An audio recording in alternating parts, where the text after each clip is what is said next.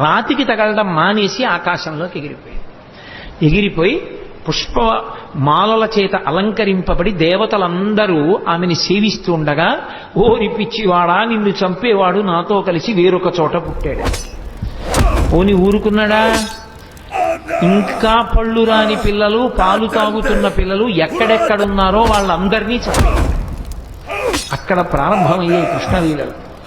అసలు శ్రీకృష్ణ పరమాత్మకి ఇంకా పాపం ఆయనకి అసలు అందుకే కన్నులు తెరవని కడుచిన్ని పాపడై దానివి చనుబాలు త్రాగి చంపే అన్నారు గోపకాంతలు ఆయన గురించి చెప్తూ. ఇంకా అసలు పుట్టినటువంటి పిల్లాడు, ఆయనకి కళ్ళు సరిగ్గా తెరవడం, తన కాలు చెయ్యి తను తీసుకోవడం కూడా రానట్టుగా ఉన్నటువంటి పిల్లవాడిని చంపడానికి వచ్చింది పూతన. సిరిమమ్మం బ్రతకంగ చూచటకునై శృంగార వేషంబుతో నరుదేనోపునటంచు గోపికలు చిక్వల్రాక మోహించి తత్పరలై చూడ లతంగిపోయి కనియన్ పర్యంక మధ్యంబునన్ భరు భస్మానుల తేజు దుర్జనవధ ప్రారంభకుండింబకున్ అంటారు పోతన గారు.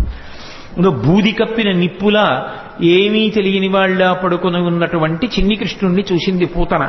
లక్ష్మీదేవిలా వేషం కట్టింది చంపేస్తానని. తీరా లోపలికి వెళ్ళింది. ఎంత అందంగా ఉన్నాడు రాయి పిల్లాడనుకుంది. పరమాత్మ యొక్క అందం ఎవరినైనా మోహింపచేస్తుంది. ఎంత అందంగా ఉన్నాడరా అనుకుంది.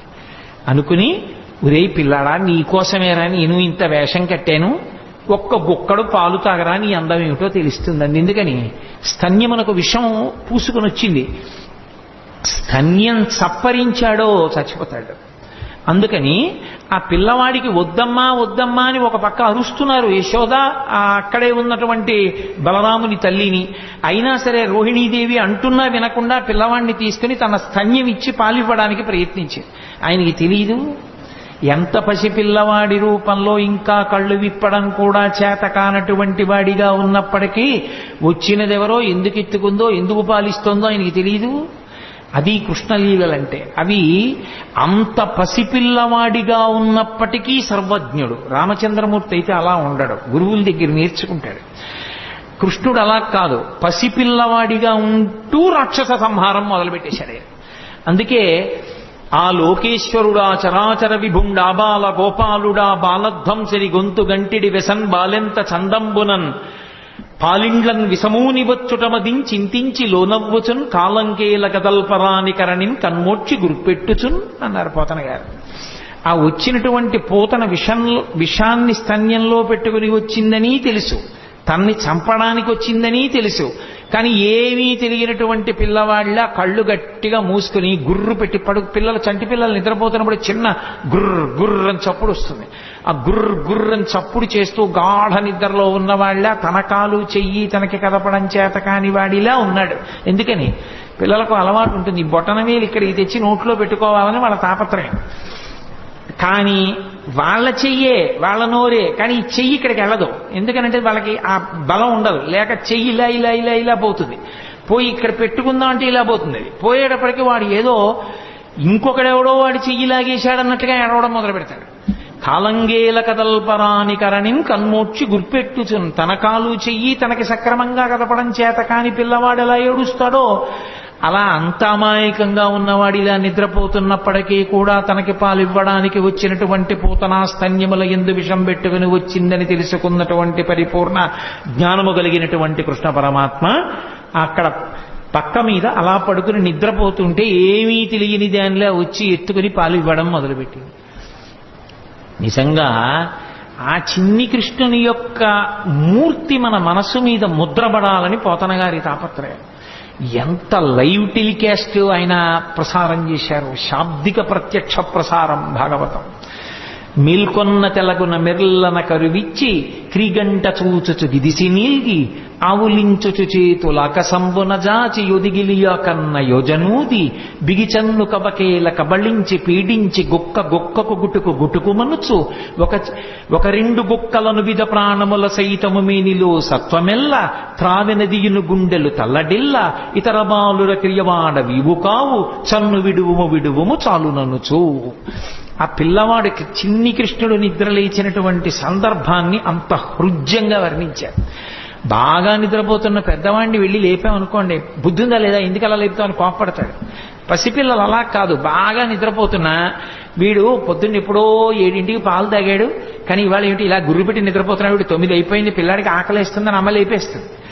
లేపేసి పాలిద్దామని ఒళ్ళో పడుకోబెట్టుకుంటే వాడు ఏం ఏడవాడు లేపేసిందని. కానీ వాడి ఎంత బద్ధకం, ఏదో పెద్ద అలిసిపోయిన వాళ్ళలాగా ఆ విప్పలేక కళ్ళు విప్పినటువంటి వాళ్ళలాగా ఆ కళ్ళు ఇలా విప్పి ఇలా విన్నుపం ఇలా విరుచుకుని గిదిసి నీల్గి ఆవులించుచు చేతులు ఆకాశంబున చాపి ఆ చిన్ని నోరింత ఆవలించి 2 చేతులు ఇలా ఆకాశంలోకి ఎత్తి ఏమిటో ఇలా ఆడించి ఓసారి చేతులు ఆకాశంబున జాచి ఎదిగిలియాకొన్న యోజనూది బిగిచన్ను కవకేల కబళించి పీడించి గొక్కకు గుట్టుకు మనుచు. పోతన గారికి వినపడింది ఆ గుట్టుక్కుమన్న చప్పుడు కూడా. ఆ స్తన్యాన్ని ఆ చిన్ని పూల పొట్లం లాంటి చేత్తో పట్టుకుని గుటుక్కుమంటూ 2 గుక్కలు తాగాడు అంతే. ఇప్పటి వరకు అందరికీ పాలిచ్చి చంపిన పూతన ఇతర బాలుల క్రియవాడవివు కావు, ఓరి నాయనో ఎంతో మందిని చంపాను కానీ నువ్వేమిట్రోయ్ 2 గుటకలు లాగేటప్పటికీ నా ప్రాణాలన్నీ పోతున్నాయి, వదులు అంటోంది ఆవిడ. గుక్కకు గుట్టుకు మనుచు ఒక 2 గుక్కల నువిద ప్రాణముల సైతము మేనిలో సత్వమెల్ల త్రావె నదియును గుండెలు తల్లడిల్ల ఇతర బాలుర క్రియవాడవివు కాదు, చన్ను విడువుము చాలు నన్నుచు. చాలు వదిలేరా అని ఆవిడంటుంది. పట్టి విడవరాదు నా చెయ్యి అని ఆయన వదిలిపెడతాడా? ఆయన విడిచిపెట్టలేదు. ఆఖరికి ఆ శరీరం 13 కిలోమీటర్ల దూరం పడిపోయింది పూతన. అవి బాల్య లీలలంటే కృష్ణుని యొక్క లీలలు అంత అద్భుతంగా ఉంటాయి. ఏమీ ఎరగని వాళ్ళ పూతన శరీరం మీద పడి ఏడుస్తూ ఆడుకుంటున్నాడు. పాపం 13 కిలోమీటర్ల శరీరం దాని మీద ఎక్కి పెరిగెత్తింది ఆ పిచ్చి తల్లి యశోదాదేవి. ఆ గోపాల బాలురు గోపకాంతలు ఇంతమంది వెతికారు. నేలంగూలిన మేటి పెన్నురముపై నిర్భీతి క్రీడించు ఓ బాలారమ్మని మూపు చేర్చుకొని సంస్పర్శించి ఆరార్చుచున్ గోలాంగూలము తిప్పి గోరజములంజల్లించి గోమూత్రముంజల్లి తద్బాలాంగంబుల గోమయంబలదిరా 12 నామంబులన్. ఎక్కడ పిల్లవాడు బెంగపెట్టేసుకున్నాడో, ఎక్కడ భయపడిపోయాడో, ఇంత పెద్ద శరీరం మీద పడిపోయాడని పాపం ఆ పిచ్చి తల్లి యశోద గోపకాంతలో ఆయన్ని గబగబా తీసుకెళ్లి ఓ ఆవు దగ్గరికి తీసుకెళ్లి దాని వెనకాతల కూర్చోబెట్టి తోక దాని ఆయన చుట్టూ తిప్పి ఆ పేడ తీసుకొచ్చి ఆవు మూత్రం తీసుకొచ్చి ఆయన 12 అవయవాల మీద పెట్టి ఏదో శిరస్సును కేశవుడు రక్షించుగాక, హృదయమును గోవిందుడు రక్షించుగాక, మోకాళ్లను అదోక్షజుడు రక్షించుగాక, ఆయన 12 నామాలతోటే ఆయనకి రక్ష పెట్టారు. ఏమీ తెలియని వాళ్ళలాగా నిజంగా అమాయకంగా ఉన్న వాళ్ళలాగే ఆయన అమ్మతోటి అంతరక్ష పెట్టించుకున్నాడు. చిత్రం ఏమిటంటే 2 గుక్కలు తాగినందుకు గాను ఆ వసుదేవుడు మధురానగరం నుంచి తిరిగొస్తూ ఇంత పెద్ద శరీరం అడ్డంగా పడిపోయింది ఏమిటని పెద్ద కట్టె పుల్లలు ఇంధనాలు తీసుకొచ్చి దాని మీద పడేసి అగ్నిహోత్ర సంస్కారం చేసి వాసన వస్తుందని ఉత్తరీయ ముక్కుకు అడ్డం పెట్టుకుని వెళ్ళిపోతున్నారు.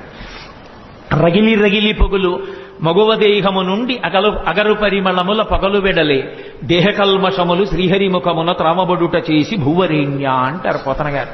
2 గుక్కలలో నేను నాది అన్న అహంకార మమకారాలన్నీ తాగేశాడు కాబట్టి ఆమె శరీరమునందు ఏ కల్మషం లేదు. అందుకే ఆమె శరీరం కాలిపోతుంటే అగరవత్తులు కాలిపోతున్న సువాసనలు వచ్చాయి.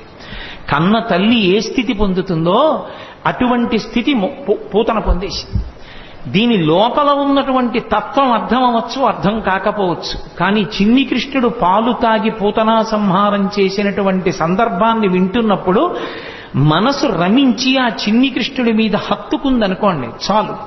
ఆ కృష్ణ పాద స్పర్శ చాలు సమస్త పాపములను తొలగతోస్తుంది. అంత శక్తివంతము. అందుకే అసలు పెద్దవాడైపోయినటువంటి కృష్ణ పరమాత్మ చేసినటువంటి లీలల గురించి చెప్పుకున్న కన్నా శ్రీకృష్ణుని యొక్క బాల్యలీలల గురించి చెప్పుకున్నట్టుగా చెప్పుకోరు పెద్దవాడి లీలలు. ఎందుచేత అంటే పెద్దవాడైపోయిన కృష్ణుని యొక్క లీలలు చాలా గంభీరంగా ఉంటాయి.